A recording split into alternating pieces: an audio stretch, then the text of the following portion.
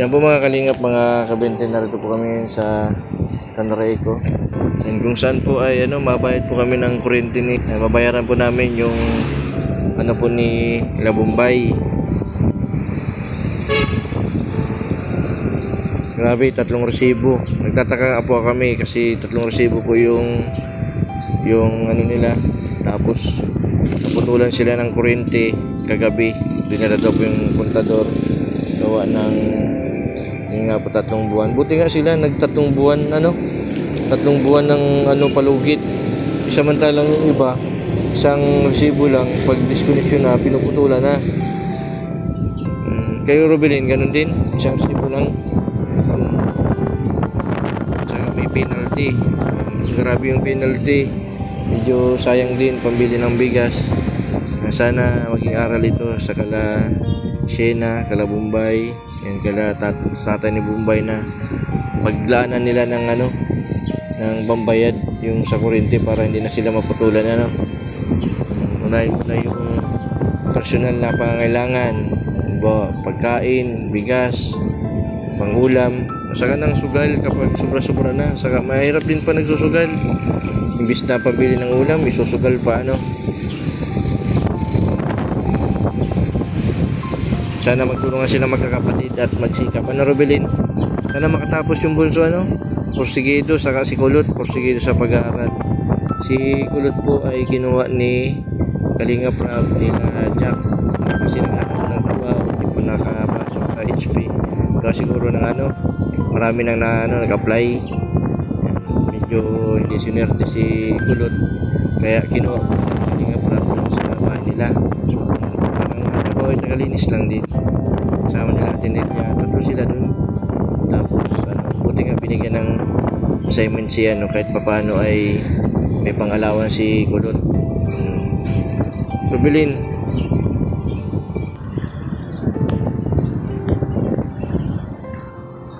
Yan po, nagbabayad na si Robelin kay disconnection na yan.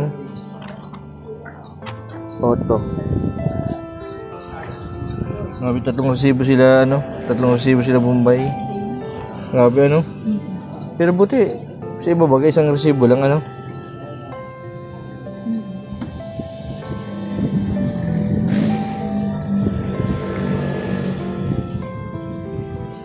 Dapat sila ipag walang laman ng rep, huwag nasasaksak para hindi makikuryente.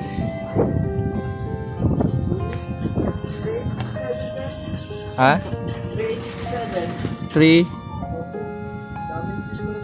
Oo nga. Bali magkano sir yan? 3. Bali magkano yan? 4. Yeah.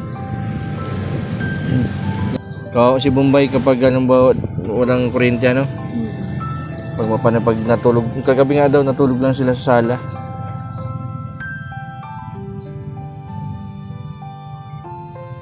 Sir, paano yan sir? Mga kailan pa yan?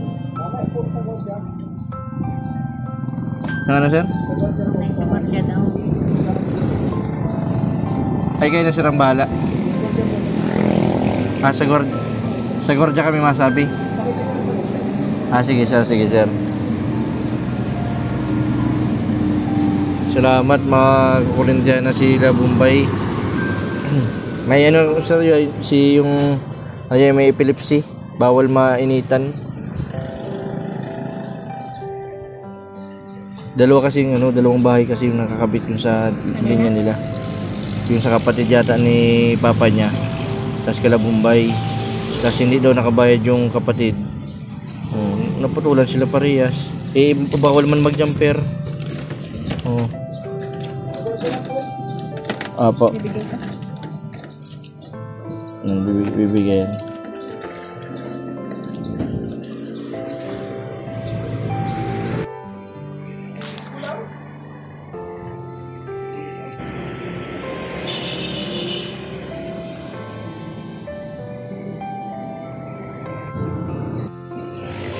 Yun, nabayaran na po namin yung nila Bumbay. Yan, salamat kala sir.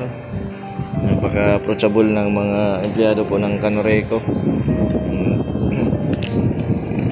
Grabe pang hirap kapag walang kuryente, lalo na sa gabi. Lalo po yung sitwasyon po nila na bukod po sa mga babae, madilim. And mahirapan si Bombay magkain ano Robelin. Tapos ang sister pati niyan, nagpapaypay lang sila, magdamag, halos walang tulog sila ano. Sabi nung kapatid, sila Madeline ganun din. Nakakapagtaka kasi ang papayat na baga nila no. Kaya Ruben, magsikap ka, ginom ka ng gamot. Ang problema natin Ruben, ano kaya ibili nung tatay yung ano, yung binigyan natin ng ano, pera. Konsensya niya na yun kung hindi niya ibili ng gamot ni Bombay ano. Anong masabi mo kay Bombay?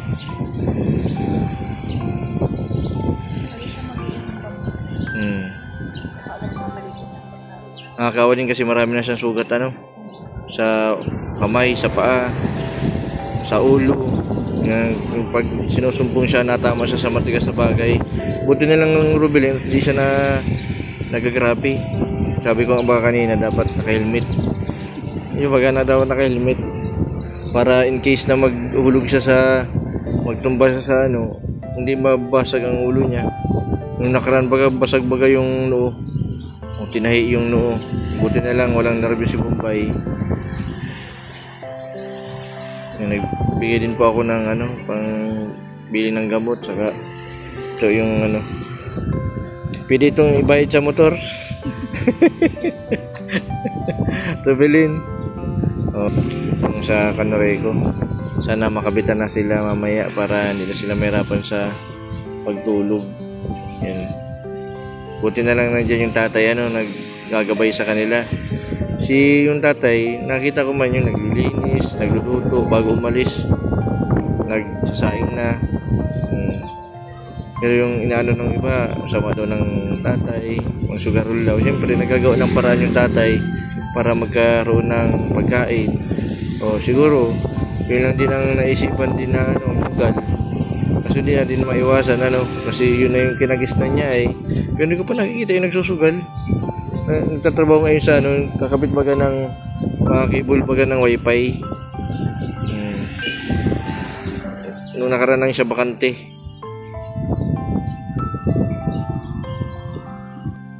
Yan po mga kalingap, mga kabente, pawin na rin kami ni Rubilin. Nandito po yung Canorego po ay dati itong hotel, Megastar Hotel, pero ginawa na po siyang opisina.